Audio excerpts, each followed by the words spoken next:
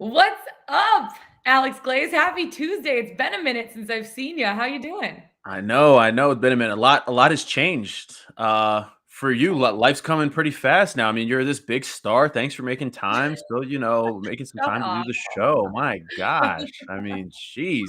She does play by play. She gives out winners. I mean, what can't she do? I mean, how was that for you? What was that like? Yeah, it was crazy. So it was the Hawks 76ers game on the 23rd, and I was just getting ready to do my sideline reporting for the game. We're about 30 minutes to the game, and our play-by-play tested positive for COVID. 30 minutes. 30 minutes before, 27 minutes technically before the game. And I get a text message from my producer, and she's like, "Where are you?" I'm like, "By the court." She's like, "Okay, I'll be there in a second." I'm like, "Okay, sounds good." She's like, "So take a breath. You're on play-by-play tonight." And I'm like, "Where is Ashton Kutcher? I'm getting punked. Oh Where are the my cameras God. at? This is actually a joke." But then I did it. I called my first ever game. It was awesome. So much adrenaline. I think it happened so quickly that like right when the game was done, I stood up and I was like, what just happened? Like that actually just happened, but it was cool. The Hawks won by 2 against the 76ers. Sans a lot of players because a lot of players are in COVID protocols right Yeah. now. So it was just a really good team effort from the team. And it was really cool to be able to call my first ever game on the NBA stage. It was That's like one of those things where it's like when you get put in that situation, you just kind of lock in and nothing. It's Mhm. just tunnel vision, and you're just like, I don't know if I can do this, but Yeah, I'm gonna do it, and yeah. whatever Like at happens, that point, happens. I wasn't even nervous. It was one of those things where I was like, okay, let's just Well, get through it. you didn't have time to be nervous. Like, No, no. I didn't even have time to think about what was going on. They're like, "Oh my gosh, you're doing it." I'm like, "Doing what? What's happening? I don't know what's going on. What do I do with my hands?" I'm like, "I don't know." But Brian Oliver, who was our analyst for that game, was really awesome. He helped carry me through, and it was a really, really fun, memorable night. I'm never gonna forget it. But yeah, thank you for giving a shout out. listen, it's tough to do that. It's tough to do play by play. Period. Probably a little bit tougher when you have all the star players not playing, and you have a mixture of guys that have just been signed, G League guys that maybe people don't even know they're in the mix too, numbers that you're not used to seeing. So I mean, that's a tough job. So I mean, listen, I'm impressed. Impressive Thank stuff. you. Thanks, Yeah. AG. Appreciate you. That's awesome. Yeah, it was really, really fun. Um, so yeah. I don't know. I'm just like, I still think about it. I'm like, holy crap, that actually just happened. It's really cool. So It's when's the really next game? I mean, you got to be doing it again soon, right? Like, next man up mentality in the court, next broadcaster up mentality in the booth. So we there made we it go. happen. Bob's doing well, so hopefully he gets back and healthy soon. It's just the Absolutely. world we're living in right now. It's just crazy. Everyone's adjusting. Everyone's trying to, figure it out. And same with NBA. Same with NHL. Same with the bowl games. NFL. Like everyone's dealing with it right now, and everyone's just making the most of it and doing what they can do, stepping up when they need to. So it was a You got really, a really you got fun, a comment in the memorable. chat here from Sherm.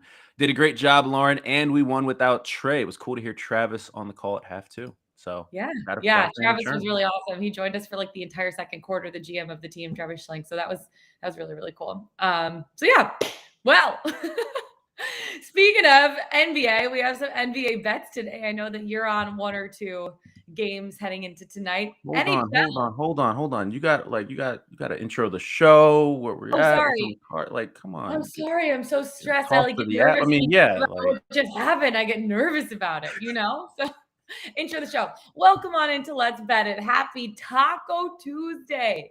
We got a lot of things to talk about today. We got bowl games. There's 5 of them going on tonight. A lot of them getting canceled over the last few days, but you know what? We got some good ones heading into tonight. We have NHL Ice Picks because the NHL is back after taking like the last 7 to 10 days off. So I am really excited to get back to my Ice Picks. NBA bets. There's quite a few games going on tonight. Tim Murray is going to join us from VSIN to talk about those bowl games and then also bowl games heading forward because we are getting closer to the college football playoff, which let's go blue. That's all I got to say about that. And then we can't end without our Pickswise 3-star play of the day and our best bets of the day. So without further ado, Alex, is that a good enough intro for you? yeah. I mean, that works. That works. Let's get into it. Let's bet it. NBA chat right now. So much COVID going around the NBA, but right now you look at the Nets, and despite all of the COVID issues, all of the injuries that they've been dealing with this season, they're still the favorites to win the NBA Finals. The Warriors are currently in second at plus 650 at BetMGM. Are you a fan of the Warriors, or do you think it might be a good move to snag that future before Klay Thompson returns? Like, how do you kind of look at that futures market in terms of who's going to win the NBA championship this year? Yeah, I think the Warriors, there's still some value there. I mean, they're the best team in the West. I think they're the best team in the NBA right now. Interesting that they're in second place, though. I think that that means more when I think about that. What does Kyrie Irving mean to the Nets? I mean, because I mean, we've seen what they've been able to do without him, right? Kevin Durant has been dominant. I mean, he's been playing at an NBA Yeah. MVP level, right? Like he's been playing that caliber player. Like that's who he is. James Harden has also been able to carry the load when KD's not on the floor doing load management or he's been out in protocol, what have you. So I think when Kyrie Irving comes back, it's really interesting. It's going to be really interesting to see kind of how he meshes and how that affects the dynamic because the Nets have been rolling through the East for the most part, So I think that means, odds makers are banking on, him having a big impact and him taking them to that next level. I don't know if that's going to be the case because the Warriors, I look at them. I mean, Mhm. they're, you know them for their Rolling. shooting and scoring and all this, but they're also the most efficient defensive team in the league right now too. So they're getting it done on both ends of the floor. So I think there's a lot of value in the Warriors still. Yeah, I mean, the Warriors 27-6 so far in the season, which is really good. They're on a 3-game winning streak right now, and you look at Cover. a team They like the and they Nets. cover. Yeah, and they cover. And you look at a team like the Nets, 23-9. Another team that's really surprising is the Bulls, 21-10, who I know at the beginning of the season, people thought they would be, a contender to at least make the postseason. But right now they're sitting at second in the West.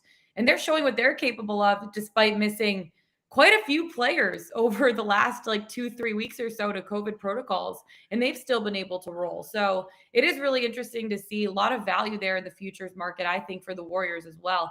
But if you do snag them, I would do it before Klay Thompson returns in January. That could push the number down probably a little Yeah, bit. I think so because I think people are wondering how that's going to affect.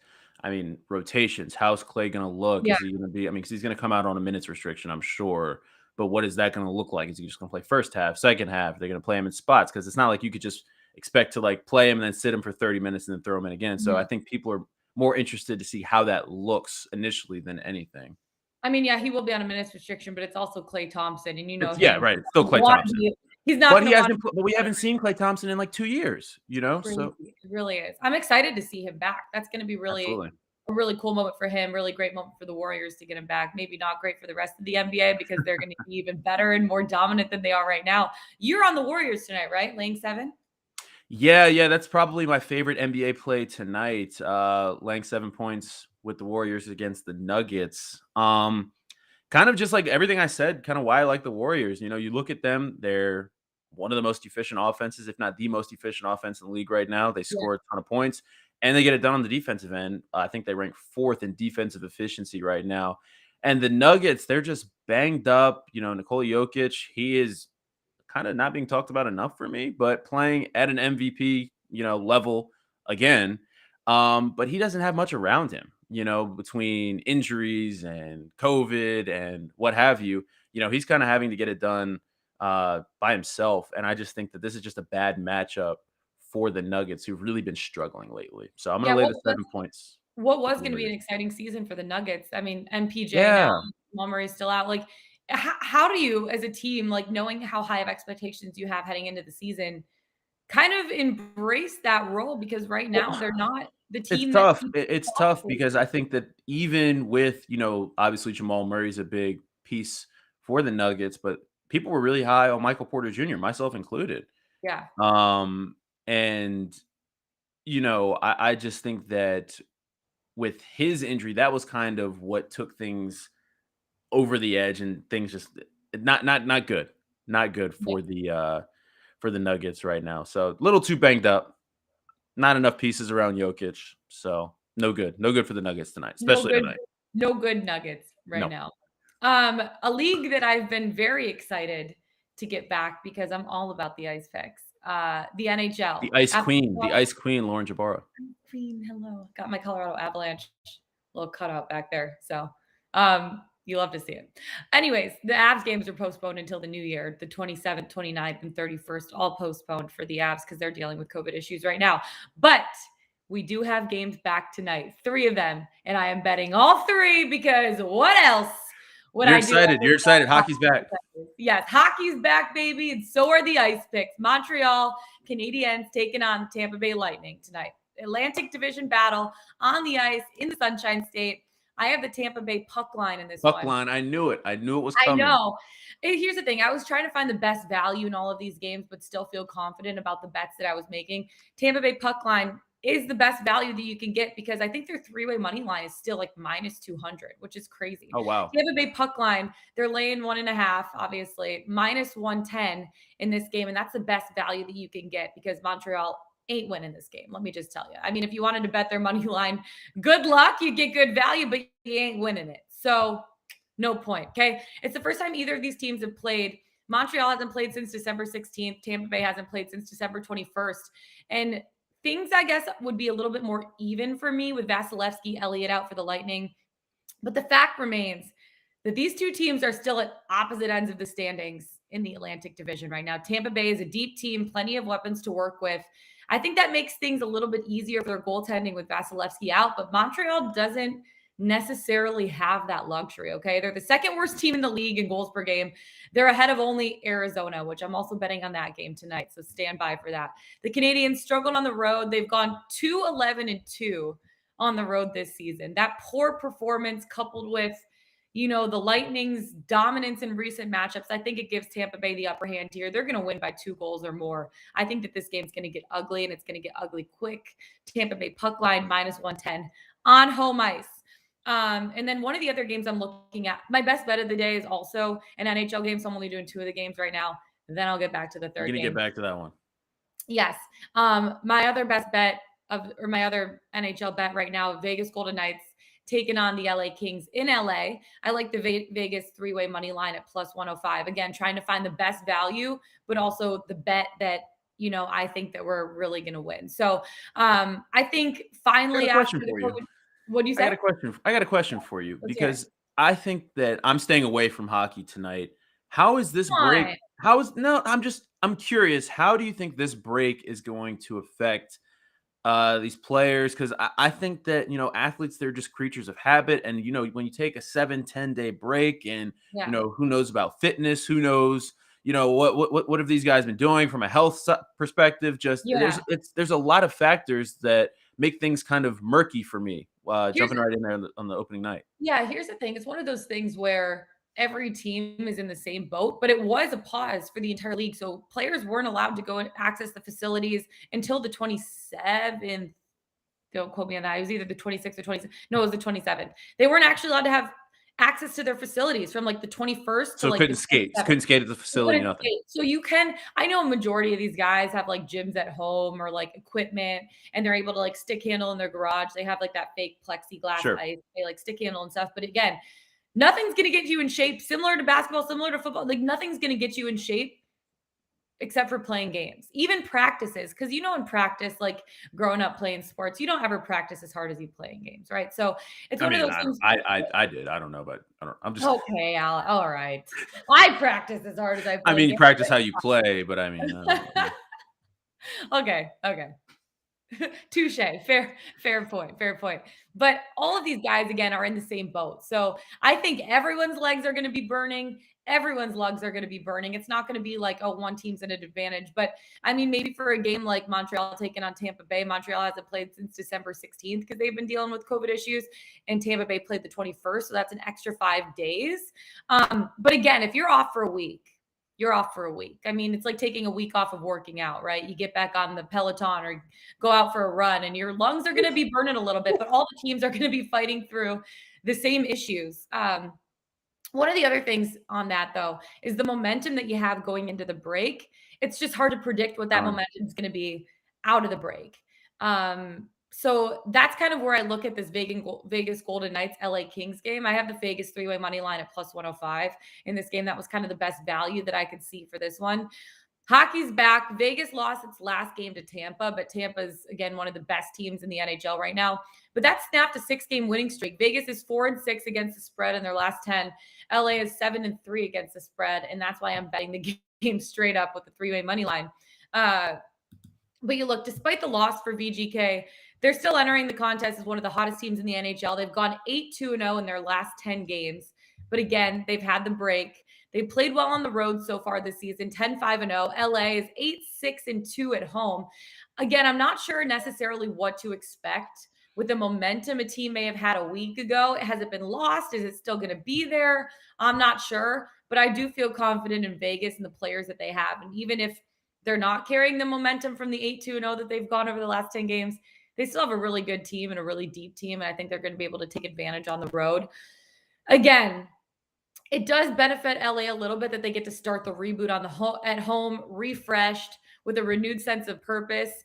It's likely that the Golden Knights are going to win this game still. Okay. I have their money line. If you do want to get other good value and you feel a little frisky, take LA puck line. I think they're getting 1.5 in this game.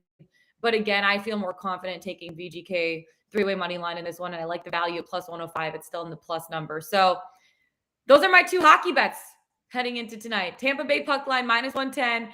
Vegas three-way money line at plus 105. I just had an accent there for a second. But yeah, hockey's back, baby. You'd love to see it. You know, I don't know what else you'd love to see. Tim Murray, co-host of the Nightcap at VSiN, 10 p.m. to 1 a.m. Eastern time every single day. He's joining us on our show. Tim, what's up? How you doing? How's your bets going so far this season? What's going on, guys? It's been getting better. Good weekends, but like everyone, we've had obviously deal with the COVID situation and try to properly handicap that. And I had my favorite bet of the bowl season just got canceled the other day, which was Washington over Miami. So Washington State over Miami, I should say. So, but hey, we power through and we got to keep firing away. You love to see it. I know. Okay, so 2022, right around the corner, right? So I want you to take a look back at the last, my math is correct, 360 days so far of 2021. Is there one or two bets that you've made this year that are like your best bets that stand out to you that you're like, heck yeah, I freaking nailed this thing? I'll start with one that just officially cashed over the weekend. And I'm from Washington, D.C. I grew up I wouldn't say a Washington football team fan. I just grew up in the area, but I did a lot of work for their broadcast team before moving out here to Las Vegas. Mm-hmm. And guys, it was so funny, the buzz around this team preseason. You know, they're going to win the NFC East. Look at their defensive line. You know, they won the division last year. I said, guys, this is a complete overreaction. Look at who they beat last year. And the win total just kept going up and up and up. Mm-hmm. And you could get plus money on under 8.5 wins. And that was my favorite football bet of the season. So, you know, I appreciate you making me feel better about myself because I've got some losers that I could think of. But that one coming home was nice. And then I made one preseason baseball bet. I'm not a huge baseball better on a day-to-day basis, but I really like the way the rotation and everything stacked up for the Braves, and I was able to get them at 16-1. Now, I will say this, guys, you could have got a much, much better opportunity or better price, you know, mid-season when they were struggling, 30-40-1. It looked like that was the worst bet ever, and then it flipped it on its head. They get hot. We're able to cash that one. So that was nice. And I was sitting there, and my co-host, Sean King, former Buccaneer, he's giving me the elbow, like, you got to hedge against the Astros. I'm like, you know what? Nah, I'm not going to do it. So that one was able to come home too. So I might retire on baseball betting. I did go in, guys, mid-season on the Brewers. I love their rotation. Obviously, Corbin Burns ends up winning, you know, NL Cy Young in the back end of the bullpen. We know that started to fall apart there when we've got a setup man punching lockers and breaking his hand, which is not ideal. So it wasn't like I was, completely untouched with the 16-1 future there. Yeah, I feel good now. You guys know how to warm and butter your guests up. Yeah. Hey, you know what? We're looking at glass half full this year because we've all had some really bad bets. But you know what? You got to focus on the positives now heading into 2022. So that's where we're going with it. Alex, you've had some good bets so far this year too. I had some good bets. I didn't quite get that 16-1. I wish I had gotten in on the Braves around that June, July. I wish I had the goal, but I was questioning Alex Anthopoulos, you know, when he's bringing in, I'm just like, what is he doing here? But the Braves, I mean, I really like their rotation. They had the bats, and then everything just went downhill, and then somehow just went on like a crazy story run. I mean, just a great season. I know, it was awesome. So I actually live here in Atlanta right now, and the parade I could literally see the parade from my balcony of my apartment going by. It was really, Hold really on, Tim. Before we before we get into the bowl games, Lauren wants to tell you about her best bet that she just nailed a couple weeks Oh, ago that she gave out. please. It was nuts. Come on, give it to Yeah, us. so everyone was giving me crap about it because after every show we give our best bets of the day, right? And usually it's a pick on like either straight up or against the spread. Like you rarely put props as your best bet of the day. Mhm. But I was just feeling it. I woke up and I'm like, let's go. Trayvon Diggs over a half reception. And I got it at like plus 480, I think. No, it was like plus 5 something. Over half interception, plus 500 something. Yeah. And everyone's like, you're so dumb. Like, why are you doing that for your best bet of the day? Like, you don't do props for best bet of the day, whatever. It was like late in the fourth quarter, Trayvon Diggs, interception, and I hit it, and it was my best bet of the day. And the next day, I came on the show, and everyone was just like, okay, like you. Yeah. And that's why she's up over 20 units throughout Whoa. this season on like her best bets. Yeah, because she does stuff like that, just like instant, just it's crazy. Time. Yeah, I'm a weird better though, Tim, because I love my plus money bets. I like a lot of underdogs. I'm always looking for like extreme value. So even if I lose, you can win a game the next day and like make up ground on it. It's like you take one step back, 2 steps forward. It's a weird betting style, but you know what? It works for me. Everyone bets differently. But yeah. Okay. A lot of bowl games going on right now. A lot of bowl games being canceled. We got 5 bowl games tonight. Are you on any of them, or do any stand out to you tonight that you really want to get in on? You know, it's funny, guys. If I had to make a pick, I'd probably go to the second bowl game of the day, which is Air Force against Louisville. Now, I know Army failed us earlier this year. Not the actual military, it's just the football team. But I look at this game, and now you're starting to see a bit of a flip of favorites here. And that's been the interesting thing, guys, of bowl season. I'm sure you've talked about it here on your show, is that there's been early moves, and then right before games, there's been really, really sharp moves or just drastic moves. And sometimes they're right, sometimes they're not. But I know you guys have got thoughts on a lot of these bowl games today. It's a bizarre slate for me personally. I just don't love anything, even though we've got 5 games. Usually I could find something to be really fired up about. But for me, it would be Air Force. Louisville, their success rate of stopping the run has certainly been not great, to put it lightly, this year. And, betting on service academies historically in bowl games to cover is a very profitable way to go. Now, Scott Satterfield, I believe he's undefeated in his career in bowl games. So you've got that going for Louisville. I think there is some motivation there for the Cardinals. Malik Cunningham is a quarterback that Air Force, I don't know if they've seen the likes of his athletic ability before. But if I had to make one play, because, and we could run down them all. Houston, Auburn, Tanks Bigsby, he opts out, then he's opting back in. He's been assured that Auburn is going to commit to the run now moving forward. Dana Holgerson is one of the worst bowl coaches. I think he's 1-7 ATS, and he's 0-7 ATS in his last 7 bowl games. You've got the Revenge Bowl, Mississippi State and Texas Tech, with Mike Leach saying that Texas Tech still owes him money. I think the best bowl matchup of the day, NC State and UCLA, should be a really intriguing one. And then late night, I do lean a little bit towards Minnesota in that spot. But long-winded answer. I haven't fired on anything just yet for today, but I probably will, guys. Knowing myself, I will take Air Force. You have to. There's 5 bowl games. You're firing on something today. Yeah, that's true. That's true. Yeah, that's true. And my show's late night, guys. So I'll be, Minnesota and West Virginia is gonna be right there in front of my face. So if you guys can convince me one way or the other, I might have to go ahead and pick a winner on that side too. Yeah, for me, I let's just start with the first game of the day. Houston taking on Auburn. I like Houston money line in this game at plus 105. I got that on FanDuel a little bit earlier this morning, but this is one of those motivation games for me. You look at Auburn, and it's just, I can't see their well, first of all, no Bo Nix. Like, that sucks for them. Obviously, that was a huge blow for the last 2 games of the season.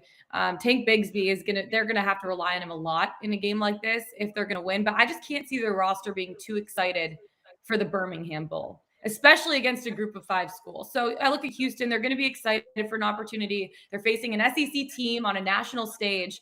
And the Cougs are strong on both sides of the ball. I've liked Houston all season. I've loved watching them play. After losing the first game of the season, they went on to win 11 straight. So you look at their roster, essentially everyone's available. I'm taking Houston money line in this one at plus 105. Alex, I don't know if you're on the same side as me or not. I mean, not really. I went along with kind of like Tim's line of thinking, just kind of how Dana Holgerson is in bowl games, and I just decided I'm going to stay away from a side. I didn't really love the total either, so I kind of found a spot that I think I like. Houston team total over 24.5. Because I just look at what they like to do, and I just think this is a bad matchup for Auburn that's struggled against the pass all year, and then they're going to be without their top corner, Roger McCreary, too. So I just think that Houston's going to have opportunities to put up points in this game, and 24.5, I mean, that's not a ton of points. We've seen points galore in bowl season this year, so I could see that coming up. So that's probably my favorite bet for that game.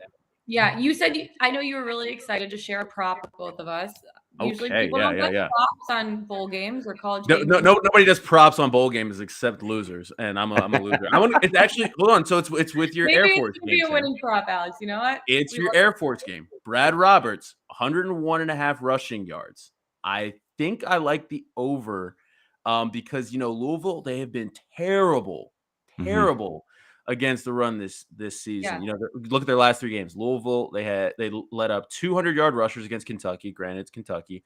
Duke's running back averaged 6 yards per carry. Syracuse had a running back 95 yards, 5 yards per carry. That Syracuse back is pretty good though. But Air Force, top rushing offense in the country.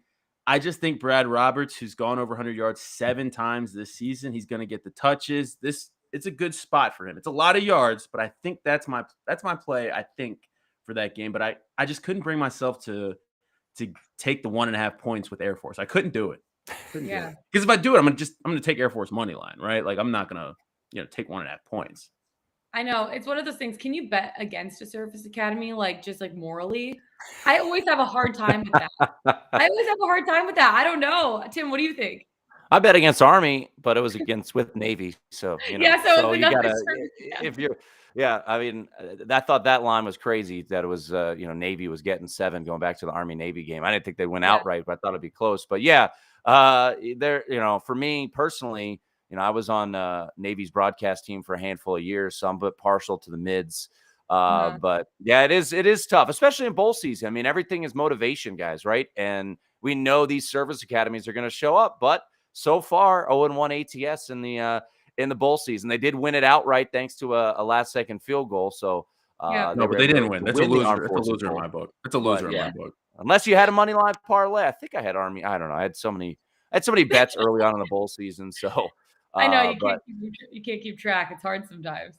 I had it worse. I had Army double result. So I was done at halftime. I was just like, well, great. Love it. Alex is one of those bettors, Tim, just we were talking about the Ohio State-Michigan game, and I went to Michigan, and Alex was all about fading me in this game. He's like, Ohio State's going to win. And I think it was 5 minutes into the game. We were watching it, and obviously we're trash talking back and forth via text. And Michigan just comes out red hot. Slugs them in the face. Alex, 5 minutes into the game, he goes, I'm going to the driving range. I'm over this. I'm over this game. He throws it in the bag. I saw what was 5 minutes into the game. I'm like, I've seen everything I need to see. And that's what that game was. So. Oh God. Yeah, Ohio State guys, we can. I know you're focusing more on bowl games today, but that's a fascinating situation. And last week we talked about a bunch on my show, and I'm sure you guys did it on here as well. I mean, Garrett Wilson and Chris Olave. I just, the opt-outs have come later than I think some people anticipated. And last week you could have got a full 7 with Utah, and you talk about motivation.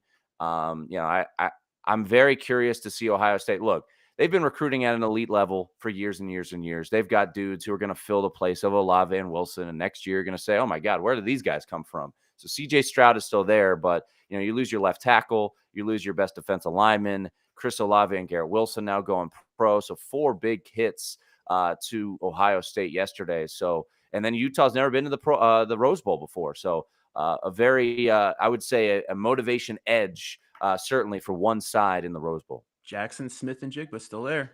Just saying, still there. Their best, man. Their best receiver. He is so good. Yeah, he is so good. And you could have, yeah. I mean, I look. You said, Lauren, your best bets I had CJ Stroud in October, grabbed him at 30-1 to win the Heisman. Nice. And, before the Michigan game, he was, odds on. He was like Yeah. minus 260 at some spots. So I was able to hedge it a little bit with Bryce Young because I really felt like it was a 2-horse race. And then, the way the Heisman has played out this year, if you're not crazy. winning the championship or in the playoff, you're pretty much cooked as a Heisman candidate. Absolutely. I know. So looking forward at some of the bowl games that we have coming up, speaking of the college football playoff and Georgia dealing with some COVID issues, they're obviously taking on my Michigan Wolverines. I guess when you look forward at some of the games that are coming up over the next, 5, 6, 7 days, what are you leaning towards? You just talked about Ohio State, but in terms of like the college football playoff, like do you have any big plays on those games?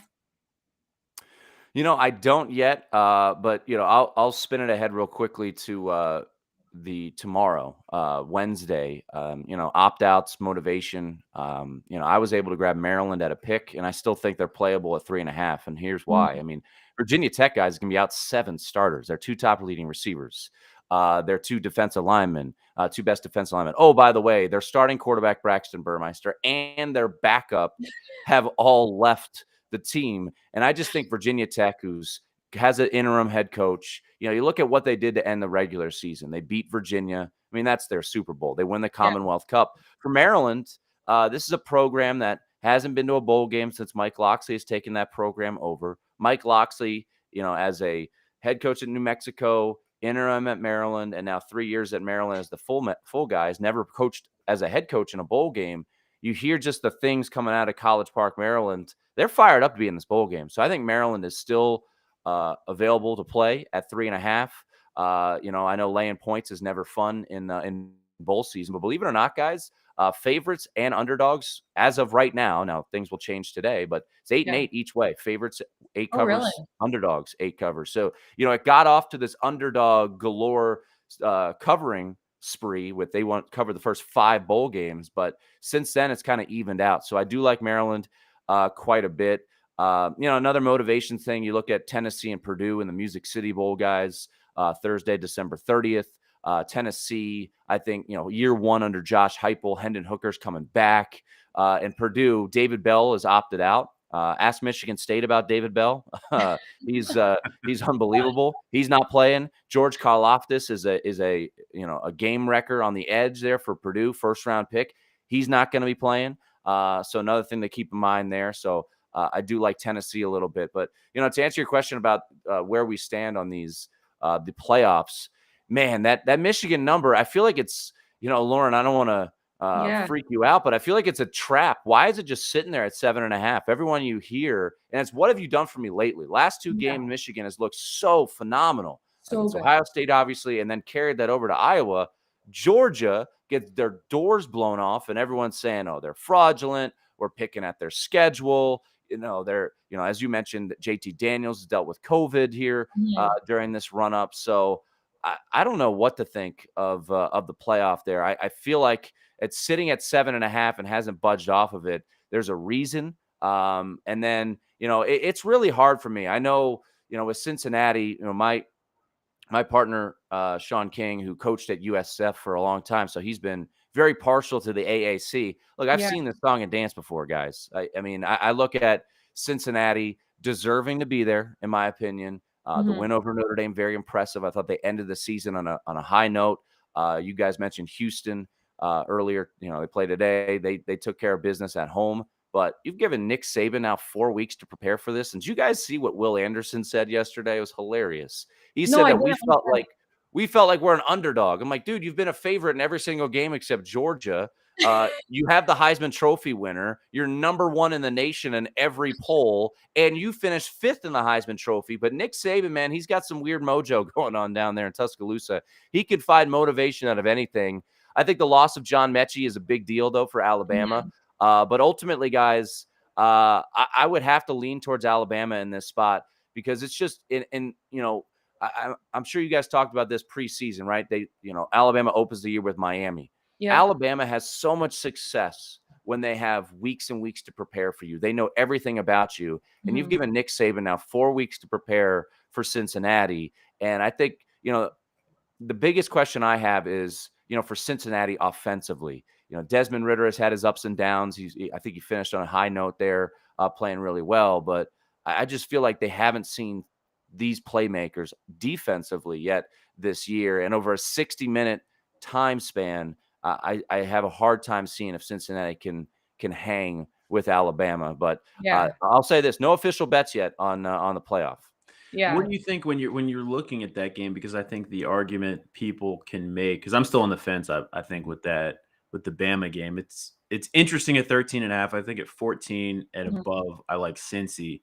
Because they go to the Notre Dame game, right? They dominated Notre Dame. That was a big win for them to go into South Bend and to dominate the way they did. It said a lot. But and this Bama defense is not the defense that we've seen over the past couple of years, right? Like there are some spots where maybe Desmond Ridder and them can have some success. So I don't know, just kind of where do you stand on that? Like, can you see Cincinnati having success? Because I think they're going to have to be able to run the ball, which no one's been able to run the ball against Alabama this year.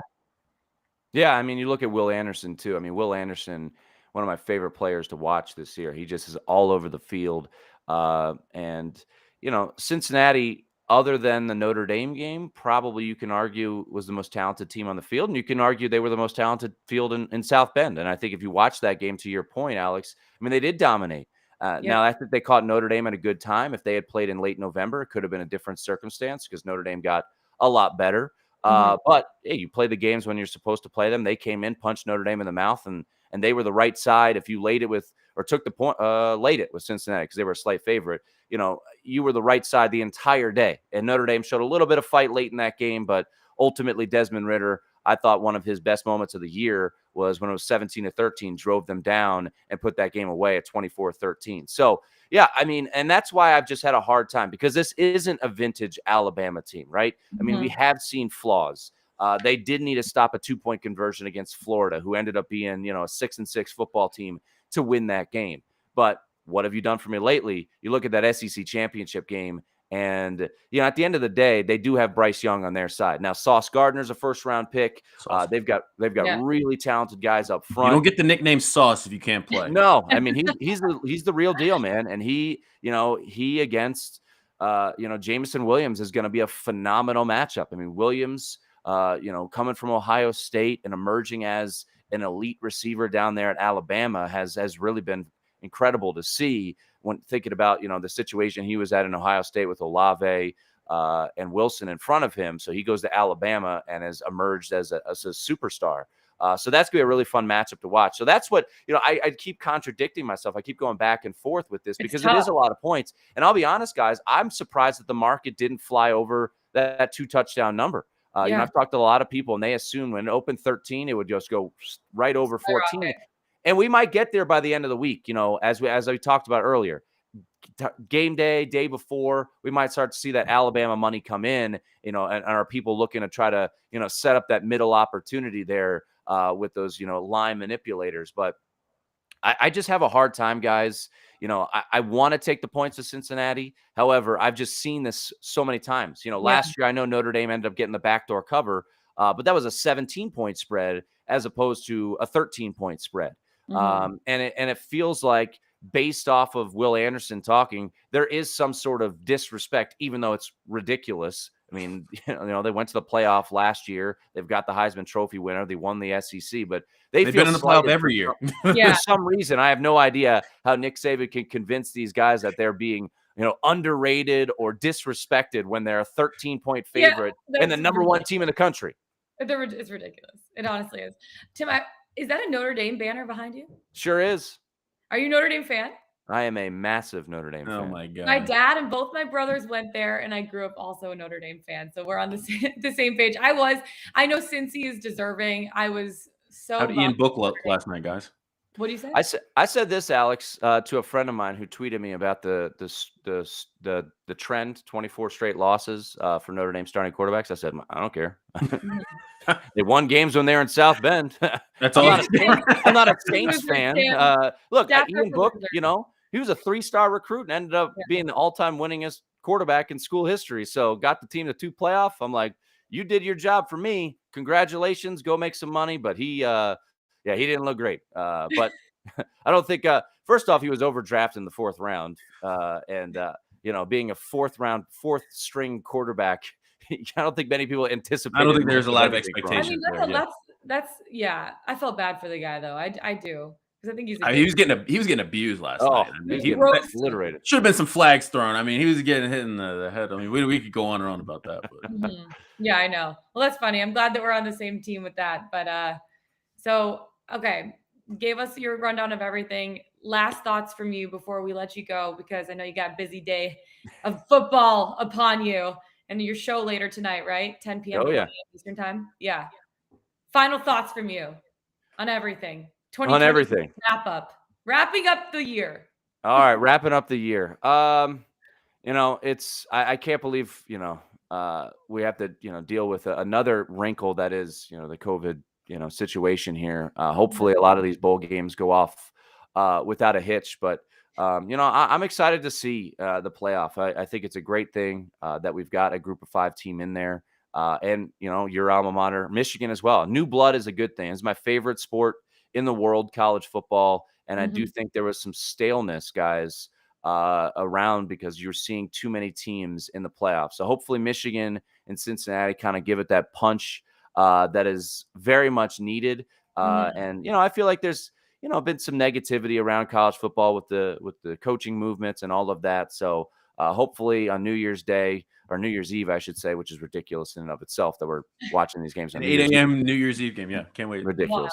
But no, I think to watch that. Real quickly on the New Year's 6, I don't, Notre Dame end of the year covering their last 7, but it feels like they're the kind of public side. The line's moving against them. So, initially I love Notre Dame with the motivation. Kyron Williams opting out was a bit of a surprise, 1,000-yard rusher.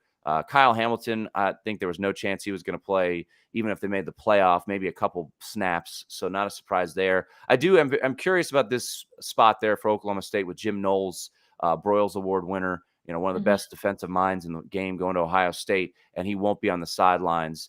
And then real quickly, I think Utah is certainly live. If you could have got a better number, you would have been feeling great, but that number is going to keep going down. And then I think Mississippi, man, I think Baylor, what an incredible game that they played in the Big 12 championship. But you talk about motivation and, all these opt-outs. A guy who did not opt out and has a good chance of being a first-round pick, guys, is Matt Corral. And I think he can open up a lot of eyes in this spot. Lane Kiffin, there was flirtation, right? Or reports, I should say. Oregon, Miami. He's not going anywhere, at least for now, staying in Ole Miss. I think that team is together. I think Ole Miss takes care of business in the Sugar Bowl. So, favorite couple plays to wrap things up. I really like Maryland in their spot in the Pinstripe Bowl and Utah, and then looking at Baylor, or excuse me, Ole Miss to close out the season on a high note. You mentioned motivation. The Sugar Bowl means a lot. I know you guys are down there in the South. The Sugar Bowl means a ton to the SEC.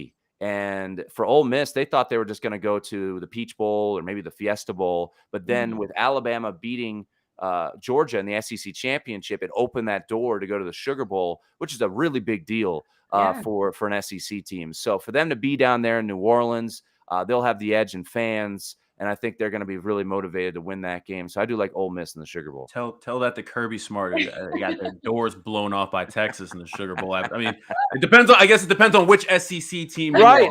Because there's levels to this. If you're not a playoff contender, funny, guys. If you're in the SEC and you're not a playoff contender, then it's legit. Right. And you look at Ohio State, and this isn't a knock on the Buckeyes, but, it feels like they're kind of let down going to the Rose Bowl. I mean, exactly. It's the Rose Bowl, man. It's the Rose Bowl, but when you go to the playoff every year, I guess I get it. I mean, that's the one thing that the playoff, in my mind, is kind of taken away a little bit from college football is the magnitude. Yes, I know they're exhibitions. They don't necessarily mean anything, but historically speaking, Rose Bowl, Sugar Bowl, Orange Bowl, these have been big games in college football history. So, to go to these games, it's a big deal. And for Matt Corral, look, I don't begrudge any player for opting out. It's your body. Their body is their livelihood. So if you want to start your NFL career earlier, good on you. You're going to make millions of dollars. It's the right choice, whatever you decide to make. But Matt Corral deciding to stay says to me something about, his passion to try to end his career on a high note. Yeah. I know it really is interesting. That is so crazy to think of the Rose Bowl as like a letdown. You know what I mean? Like, oh, Yeah. I have to play in the Rose Bowl. Sucks. Like, come on now. That's a game that everyone looks forward to watching. And I'm assuming if you're a player, looks forward to playing in every single season. So that is really interesting. Tim Murray, co-host of the Nightcap on VSiN, thank you so much for taking the time. It's been awesome having you on. Seriously. Thanks, guys. Good luck with your Appreciate it, bets. Hey, you too, and have a good New Year. Happy 2022. See you guys. Bye. Love having him on. All right, our best bets of the day. Pickswise 3-star play of the day. There's so many. Is your best bet one of the bowl games going on tonight? Because I know that you have a lot of plays today. It is one of the plays that I gave out. But before we get to my play, I'm going to go to the Let's website. get ahead of ourselves here, people. I'm going to go to the website. I'm going to go to a 3-star play that's on there. We're going to the NBA. We're going to my friend Robin Hong, who is on the T-Wolves tonight, getting 5.5 points against the Knicks. So Robin has that as a 3-star play on the website. If you want to read the reasoning, head over to Pickswise.com and check it out. All right, your play of the day. My play of the day. I'm going back to that Houston-Auburn game, which kicks off in about an hour and some change. I'm going with the Houston team total over 24.5. Auburn has the 33rd ranked scoring defense, 90th in passing yards allowed, and 87th in passing yards per completion. This is a Houston offense that wants to spread you out, and they want to throw the ball, average 37 points per game, and ranked 15th in pass efficiency this season. Auburn's down their top corner, Roger McCreary. He led the team in passes deflected and tied with interception. So I just think this is a bad spot for Auburn. And I think that Houston's going to be able to put up some points. So I'm not picking a side. I'm just going team total over 24.5. He's Switzerland, but he has taken the team total. So you love to see it. I'm taking my best bet back to the ice because I'm just so excited that hockey is back today too. Arizona Coyotes taking on the San Jose Sharks. I have the San Jose Sharks puck line at +118 in this one. Now, this is a battle of like two not very good teams. The Arizona Coyotes, one of the worst teams in the league. San Jose Sharks also been struggling heading into the break. But again, that week break, who knows what teams are dealing with and how they're going to come back out after. People have rested legs or tired legs. Who knows what's going to happen. But you look at the Sharks, they're missing their best scorer in Tomas Hertl. I always love saying his last name, Hertl. Tomas Hertl. But they're still the healthier team overall. Arizona lacking depth at center. And this is in this one, I think they're also missing Christian Fisher, one of their best right wingers. None of the players they're missing are great offensive threats, but the combination of all the players missing are going to make it hard for an already struggling offense to score. Now, the Coyotes scored 6 goals in their last game, but again, they're still last in the league in scoring and have averaged under 2 goals per game. I think it's like 1.6 goals per game on the road. I wouldn't be surprised to see them get shut up by James Reimer, who has a 1.95 goals against average overall, including a 2.1 goals against average at home. The Sharks have not necessarily been good on offense, but the Coyotes have also allowed 3.25 goals per game on the road. Arizona, you look at their record, 14-39 in their last 53 games as an underdog. That ain't good. 14-39. The Sharks are 5-1 in their last 6 Tuesday games. I know, random stat, but 5-1 on Tuesdays. Guess what? It is Taco Tuesday again today. I like the San Jose Sharks. This one. I don't know why I'm struggling with my S's today. It's really an issue. San Jose Sharks puck line. They're going to be able to find the back of the net against an Arizona team that's not very good, that's allowing over 3 goals per game on the road. I like it, and I like the value, +118. Lock it, load it. Lock it in. That is my best bet of the day. Lock San it Jose Sharks in. puck line, +118. You love to see it. Let's do it. 5 bowl games today. 5 bowl games. 5 bowl games, a lot of NBA games, 3 NHL games. It's going to be a really, really good day, and it's starting in about an hour and 10 minutes, so we don't even have to wait that long for it. You love to see it. All right, Alex. It's been great doing the show with you today. I missed you. I missed doing shows with you. It's been great. Best of luck tonight. Seriously, best of luck with all of your bets. Find us on the Pickswise YouTube channel. Go to Pickswise.com. Follow us on Twitter. Alex Glaze. I'm Lauren Jabara. Best of luck tonight. Or I guess today, you guys. Best of luck with the rest of bowl season. We'll see you tomorrow. Let's get it. Let's bet it.